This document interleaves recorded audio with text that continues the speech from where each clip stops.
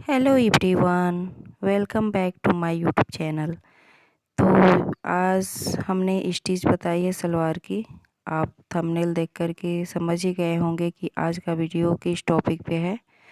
तो चलिए हम स्टार्ट करते हैं। तो अभी देखिए हमने जो सलवार का पैनल है उसको जॉइंट कर लिया है और दोनों जो हमारी चार कलियां होती हैं हमने अटैच कर लिया है। और यहाँ पे हमने अपना जो बेल्ट है रख दी है। और देखिए यहाँ जो मेरा ये सेंटर पॉइंट है उसको मिलाते हुए हमने रख दी है यहाँ पे। हमको यहाँ पे सेंटर पॉइंट को अच्छे से देख लेना है और अच्छे से मिला के रख देना है। मैंने यहाँ पे स्टेप बाय स्टेप आपको बताने की कोशिश की है जिससे आपको अच्छे से समझ में आ जाए। तो यहाँ पे देखिए ये राइट साइड है और जो मेरा फ्रंट वाला हिस्सा है ये जो बैक है, ये बैक का बेल्ट का और ये सलवार का बैक है। तो यहाँ पे हमने 3-3 इंच का या 3.5 इंच भी आप रख सकते हैं। तो यहाँ पे हमने 3 इंच का एक प्लेट्स लगानी है। इधर से भी हमको प्लेट्स लगानी है और इधर से भी 3-3 इंच का। तो यहाँ पे हम एक सिलाई कर लेंगे। ये बैक पार्ट का ये सलवार है और यहाँ पे हम अपना देखिए सुई धागे से हमने ये स्टिच बताई है कि आपको अच्छे से स्टेप बाय स्टेप समझ में आ जाए। यहाँ से मैं उठा करके अगर सेविंग मशीन पे ले जाऊंगी तो फिर आप लोग को दिक्कत होगी समझने में कि कैसे ये यहाँ पे उठा के लेके आई, कैसे कर रही हैं। तो इसलिए मैं यहाँ पे सुई धागे से बता रही हूँ, पूरा अच्छे से एक्सप्लेन करने की कोशिश कर रही हूँ। यहाँ पे देखिए हमने बेल्ट लगा ली है और यहाँ जो बाजू में बगल साइड का जितना बैक साइड का हिस्सा है उतने में ही हमको स्टिच करनी है। तो यहाँ पे मेरा बैक साइड का पूरा हिस्सा आ रहा है। तो यहाँ से लेकर के और अगले बगल तक हमको स्टिच कर लेनी है, यहाँ तक।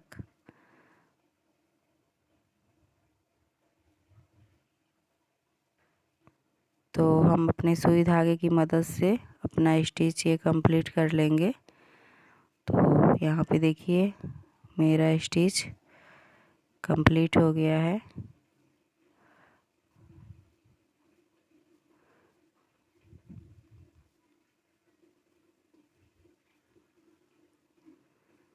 इक्वल हमको स्टिच कर लेनी है।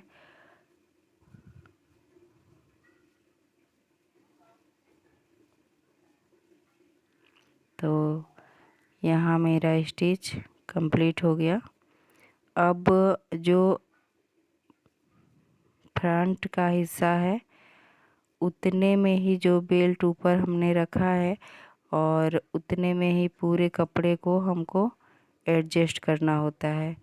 तो अब यहाँ पे मैंने ये सिलाई कर दी है।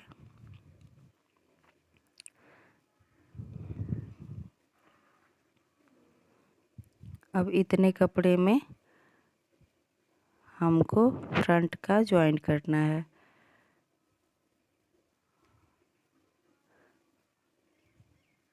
अब ये जो मेरा प्लेट रहेगा वो आसन की तरफ इसका रुख रहेगा। तो हमने ये आसन की तरफ अपना प्लेट्स लगा ली है एक साइड का।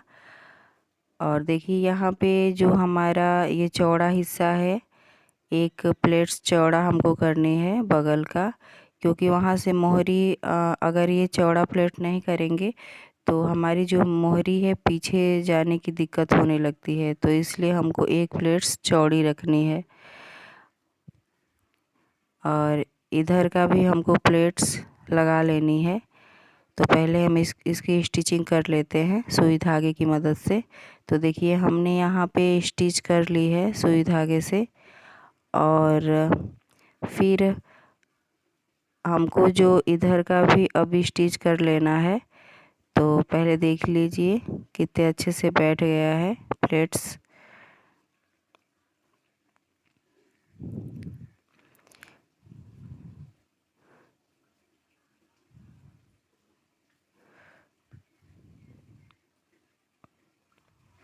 ये जो बगल का एक प्लेट्स चौड़ी होती है, अगर ये चौड़ी प्लेट्स नहीं करेंगे तो फिर मोहरी पीछे जाने की दिक्कत होने लगती है। तो इसलिए अब यहाँ पे इस साइड का प्लेट्स जो है आसन की साइड की तरफ ही इसका भी रुख होना चाहिए।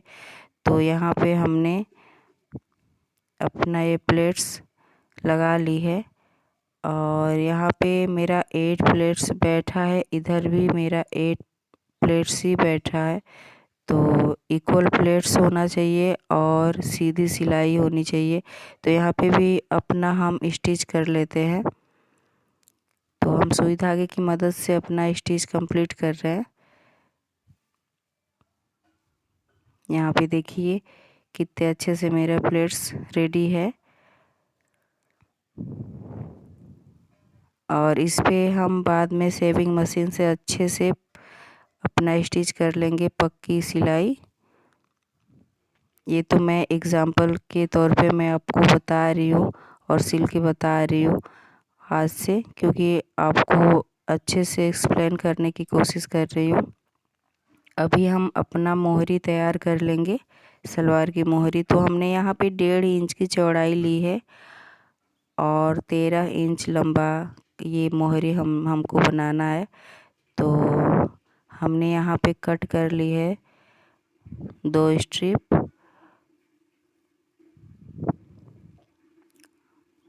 और हमने यहाँ पे कपड़ा भी 2-2 स्ट्रिप कट कर ली है। 2 हमको स्ट्रिप चाहिए क्योंकि ये बढ़ाऊ मोहरी है, नीचे से बढ़ाने वाली मोहरी। तो इसलिए हमको 2 स्ट्रिप कपड़ा का चाहिए, जो दोनों कपड़ा नीचे रखा है और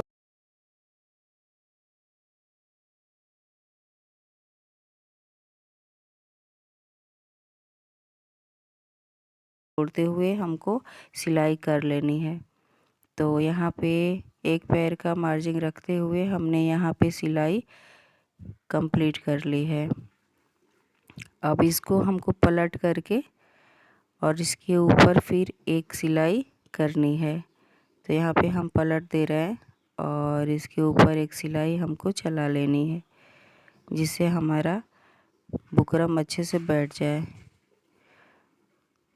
एक बार और हमको अच्छा लुक देने के लिए इस पे स्टिच कर लेनी है। आप डिज़ाइन बनाना चाहते हैं तो वो भी कर सकते हैं, जैसे जिगजॉग या कोई भी डिज़ाइन इस पे बनाना चाहेंगे तो आप बना सकते हैं। यहाँ पे देखिए हम बुकरम को अटैच करना है, जैसे सिलाई उसी पे चलानी है, बुकरम पे ही, बुकरम को छोड़ के सिलाई नहीं करनी है।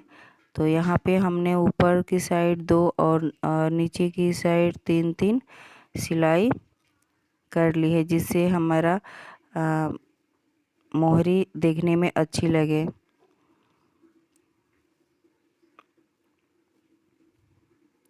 इसी तरह से हमको सेकेंड मोहरी को भी तैयार कर लेनी है। अभी देखिए मेरा मोहरी तैयार है, अभी ये सेकेंड मोहरी को भी तैयार कर लेनी है। तो यहाँ पे एक पैर की मार्जिन रखते हुए हमने यहाँ पे एक स्टिच कर लेनी है।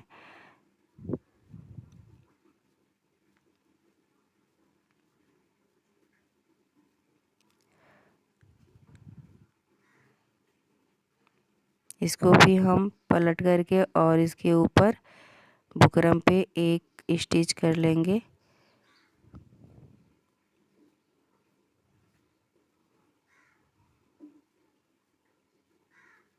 जिससे हमारा बुकरम अच्छे से बैठ जाए।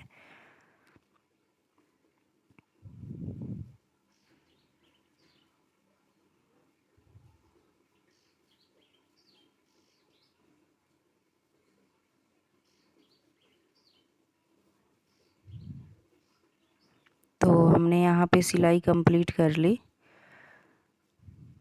हमको अब एक तरफ का ये सिलाई करनी है और हमने ये कंप्लीट कर लिया और आधे इंच का मार्जिन छोड़ते हुए हमको ये कपड़ा कट कर लेना है। से आधा इंच हमारा जो सीम अलाउंस में जाएगा जब हम इस मोहरी को ज्वाइन करेंगे। तो अभी हमको ये जो हमने कच्ची सिलाई की थी सुई धागे से, उसको पक्की कर लेनी है सेविंग मशीन पे।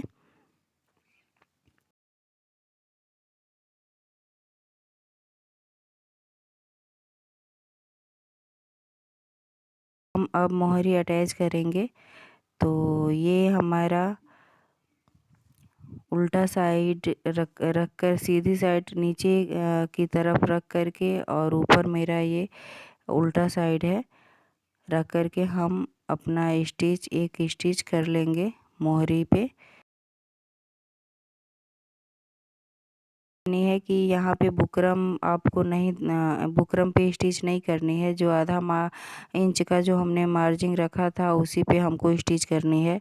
तो यहाँ पे हम अपना स्टिचिंग कंप्लीट कर लिए और इसके इसके बाद हम पलट करके बुकरम पे अच्छे से सिलाई कर लेंगे, जिससे हमारी सिलाई बैठ जाए। तो यहाँ पे हमने अपना सिलाई कंप्लीट कर लिया।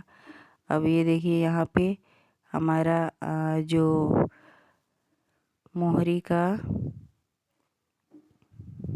चौड़ाई था 6 इंच का, पॉइंट कर लेंगे और उसी के ऊपर हमको सिलाई कर देनी है। तो अब हम यहाँ पे अपना पूरा अच्छे से जॉइंट कर लेंगे।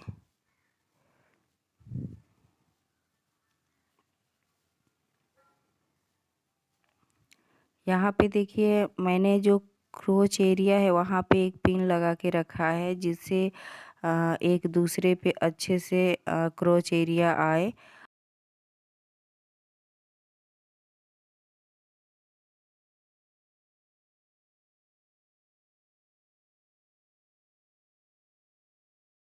तो इसके लिए आपको अच्छे से यहाँ पे थोड़ा ध्यान दे कर के सिलाई करनी होती है, जिससे हमारा क्रोच एरिया एक दूसरे के ऊपर अच्छे से बैठे। तो यहाँ पे मैंने क्रोच एरिया को अच्छे से सिलाई कर ली है और यहाँ पे मेरा स्टिचिंग कंप्लीट हुआ।